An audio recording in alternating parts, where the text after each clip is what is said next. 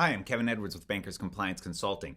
And you may remember that in March we received 24 brand new flood Q&As, and they all had to do with private flood insurance.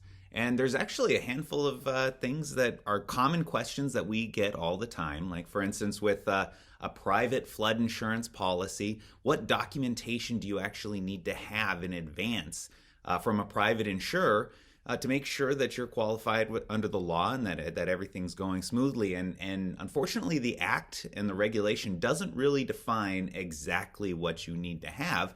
You just need to make sure that it meets the definition of either a mandatory or a required private or flood insurance policy, or under the discretionary test. If you remember, there's two tests for private flood insurance.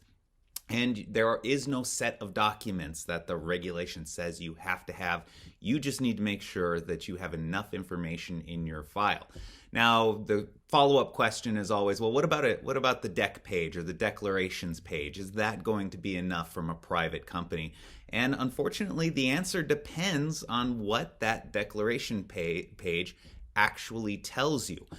Maybe it has that compliance aid statement right on the deck page. And if that's the case, then yes, you can rely on that deck page and you should be good to go. However, a lot of them may not have that compliance aid statement, and they may not have enough information for you to independently verify that they meet the definition of either a mandatory policy that you must accept or under that discretionary acceptance. So unfortunately, you still have to do the work. There is no category of documentation that will keep you in the clear. That's why you really need to understand this rule.